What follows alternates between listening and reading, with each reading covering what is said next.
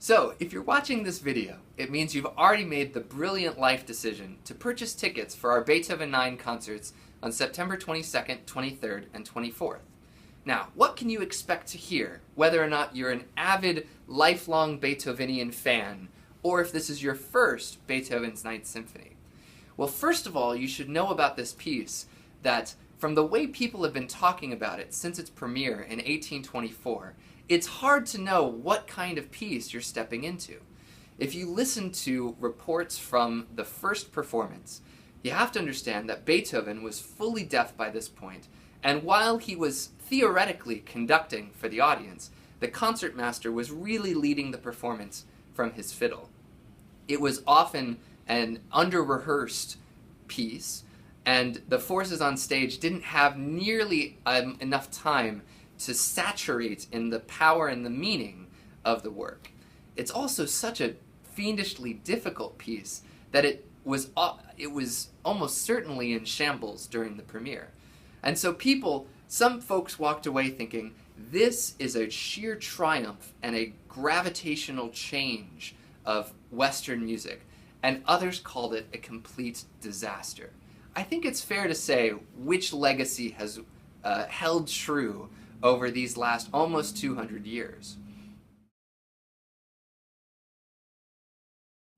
From the opening sounds, Beethoven takes us on the elemental journey across the universe.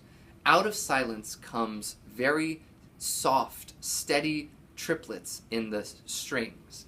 And out of this, a seemingly insignificant germ of an idea grows over the span of the first phrase to triumph and to culminate in a monumental statement of its first theme. And while this theme kind of searches for its key area, we don't know what key we're in when we begin. It has that kind of disruptive feeling about it until the full orchestra comes in and starts hammering away in powerful blows to these questions of form and these questions of structure. Beethoven explores different areas and takes us on a journey that never quite feels settled, in as much as it does feel rhythmic from start to finish.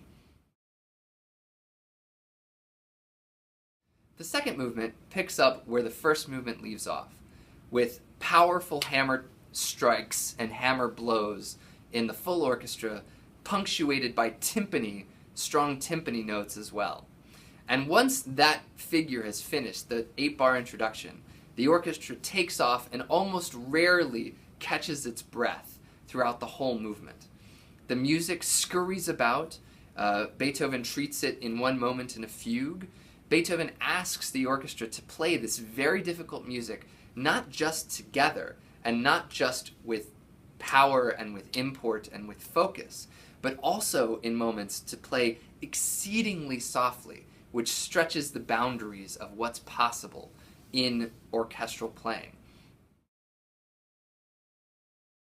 The third movement takes the moments of repose that we experience in the trio passages from the scherzo, from the second movement, and elaborates on it. It's the one movement that gives us a sense of peace, of tranquility. And indeed, it's Beethoven asking the question, what is the solution to all this chaos?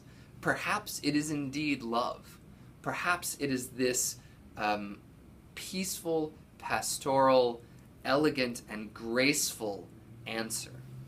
And while this theme and variations unfolds from a very simple melody in the strings, it ultimately erupts into this elaborate, very graceful, and very florid writing for various members of the orchestra. In the strings, there's a beautiful horn solo which captures our ear that seems to stretch the full octave or the full register of the instrument before calmly allowing us to rest peacefully in its final bars. The last movement begins with a bang. Wagner called this the Schreckensfanfare, or the fanfare of terror. And it's the key of B-flat major of the third movement overtop the key of D minor of the first two movements. And so you have this clash and this seemingly chaotic shriek that begins the movement. And as the movement begins, you hear interjections from the cellos and basses, a kind of recitative of possible solutions, asking the questions, what is the answer to these questions?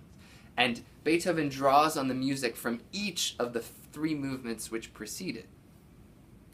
It is perhaps chaotic and stormy. Perhaps it's fast-moving and scurrying. Perhaps it's elegant and lovely. But at the end of all of this introduction, there is no secure answer until our baritone soloist stands up and says to the audience, "Dear friends, let us not sing of these tones, let us not sing these sounds, but make sounds of more joyful moments." And that's when we hear this now famous Ode to Joy theme, played first in the cellos and basses, and adding successively through the movement the rest of the orchestra, until the orchestra, the soloists, the chorus, and everybody on stage is erupting in jubilation. In this last movement as well, there's a hat tip of sorts. There's an homage paid to Turkish music, which in those days would have been one of the most marginalized ethnic classes of Central European society. And it's Beethoven saying, even this music, even these people are included in this concept of universal brotherhood. And so when the chorus says, "Alle Menschen werden Brüder," as all men shall become brothers, and the extrapolation being all women shall become sisters too, we get this sense of all humanity coming together under the heading of joy to solve the problems of the chaos of the world that he puts forth in the first movement. So, inasmuch as this piece was relevant almost 200 years ago, it remains relevant today. And sharing the experience, sitting side by side with your fellow audience members, and witnessing the forces, what would have been monumental forces in Beethoven's day, we are presented with a piece that offers a bit of repose from the chaotic everyday experience we have right now into a moment that transcends that chaos into light. So we're thrilled that you're going to join us, and we know that it's going to be a wonderful experience for you. We can't wait to see you there.